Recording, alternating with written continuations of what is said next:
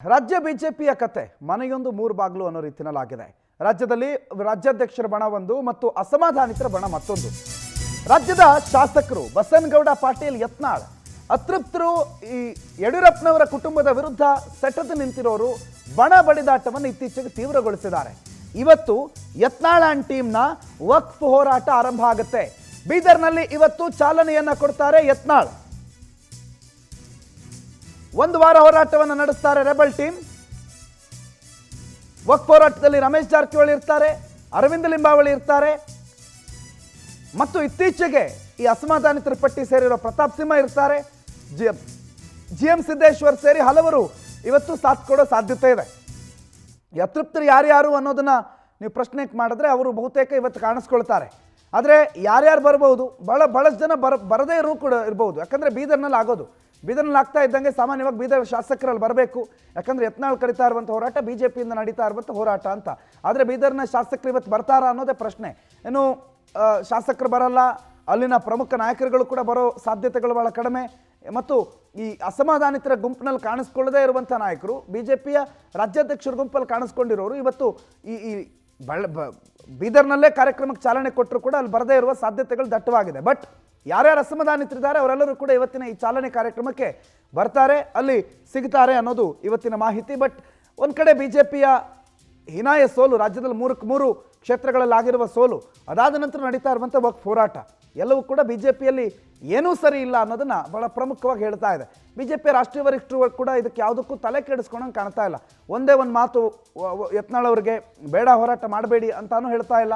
ಹಾಗಂತ ರಾಜ್ಯಾಧ್ಯಕ್ಷರು ಈ ಹೋರಾಟವನ್ನು ಮೊಟಕುಗೊಳಿಸೋ ಪ್ರಯತ್ನವೂ ಆಗ್ತಿಲ್ಲ. ಅಟ್ಲೀಸ್ಟ್ ರಾಜ್ಯಾಧ್ಯಕ್ಷರಿಗೆ ಆಯ್ತು, ಅವ್ರು ಹೋರಾಟ ಮಾಡ್ತಾರೆ, ನೀವು ಹೋಗಿ ಆ ಹೋರಾಟದಲ್ಲಿ ನೀವು ಕೂಡ ಜಾಯ್ನ್ ಆಗಿ ಅನ್ನೋದನ್ನು ಕೂಡ ಹೇಳ್ತಾ ಇಲ್ಲ. ಒಟ್ಟಾರೆ ಇವರು ಭಿನ್ನರು, ಒಟ್ಟಾರೆ ಇಲ್ಲಿ ಅತೃಪ್ತ ಇದೆ ಅನ್ನೋದನ್ನು ರಾಜ್ಯಾದ್ಯಂತ ಬಹಿರಂಗವಾಗಿ ಗೋಚರ ಆಗೋ ರೀತಿಯಲ್ಲಿ ರಾಜ್ಯದ ನಾಯಕರು ಮಾಡ್ತಿದ್ದಾರೆ. ಕೇಂದ್ರದ ನಾಯಕರು ಅದಕ್ಕೆ ಅನುಮತಿ ಕೊಟ್ಟಂಗೆ ಕಾಣ್ತಾ ಇದೆ. ಯತ್ನಾಳ್ ಅವರ ಹೋರಾಟ ಇವತ್ತು ಬೀದರ್ನಿಂದ ಚಾಲನೆ ಸಿಕ್ಕುತ್ತೆ.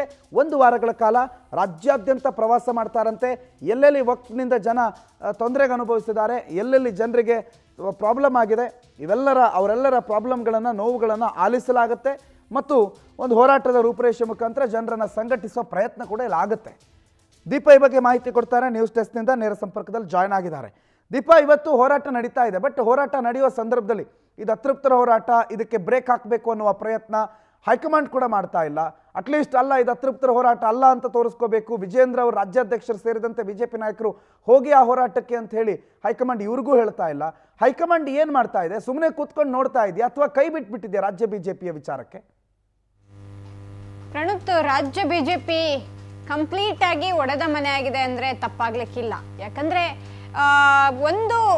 ಎಲ್ಲರೂ ಸೇರಿ ಒಟ್ಟಾಗಿ ಹೋರಾಟವನ್ನ ಮಾಡಬೇಕು, ಸರ್ಕಾರದ ವಿರುದ್ಧ ನಾವು ವಕ್ಫ್ ವಿಚಾರವಾಗಿ ಹೋರಾಟವನ್ನ ನಡೆಸಬೇಕು ಅಂತಿದ್ದಂತಹ BJP ನಾಯಕರೆಲ್ಲ ಇದೀಗ 2-3 ಬಣಗಳಾಗಿರುವಂತಹದ್ದು.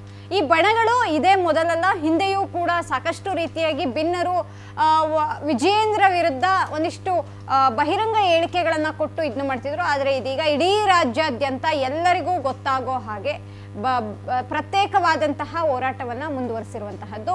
ಬೀದರ್ನಿಂದ ಚಾಮರಾಜನಗರದವರೆಗೆ ವಕ್ಫ್ ಹೋರಾಟವನ್ನ ಇದೀಗ ಯತ್ನಾಳ್ ಅಂಡ್ ಬೆಟಾಲಿಯನ್ ಮಾಡ್ತಾ ಇದೆ. ಇವತ್ತಿನಿಂದ ಈ ಒಂದು ಹೋರಾಟ ಶುರುವಾಗ್ತಾ ಇದೆ. 1 ವಾರಗಳ ಕಾಲ ಈ ಹೋರಾಟ ಇರಲಿದೆ.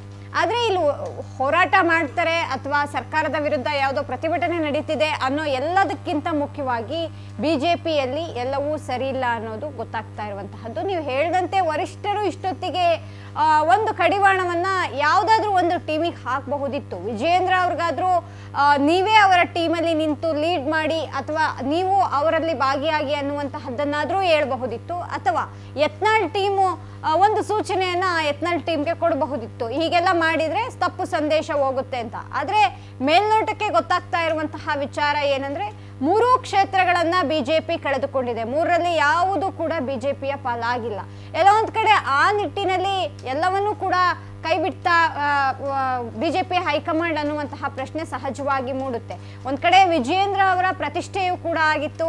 ಇದೀಗ ಇವ್ರು ಮಾಡ್ತಾ ಇರುವಂತಹ ಹೋರಾಟ ಮತ್ತಷ್ಟು ಮುಜುಗರವನ್ನ ವಿಜೇಂದ್ರ ಅಂಡ್ ಟೀಮ್ಗೆ ಆಗ್ತಾ ಇರುವಂತಹದ್ದು. ಎಲ್ಲ ಒಂದ್ ಕಡೆ ಬಿಜೆಪಿಯಲ್ಲಿ ಎಲ್ಲವೂ ಸರಿ ಇಲ್ಲ ಅನ್ನುವಂತಹದ್ದು ಸ್ಪಷ್ಟ ಆಗ್ತಾ ಇದೆ. ಯತ್ನಾಳ್ಗೆ ಈ ಒಂದು ಸೋಲಿನ ವಿಚಾರ ಏನಿದೆ, ಇದು ಯತ್ನಾಳ್ ಅಂಡ್ ಟೀಮ್ಗೆ ಎಲ್ಲೋ ಒಂದ್ ಕಡೆ ಪುಷ್ಟಿ ನೀಡಿದಂತಿದೆ.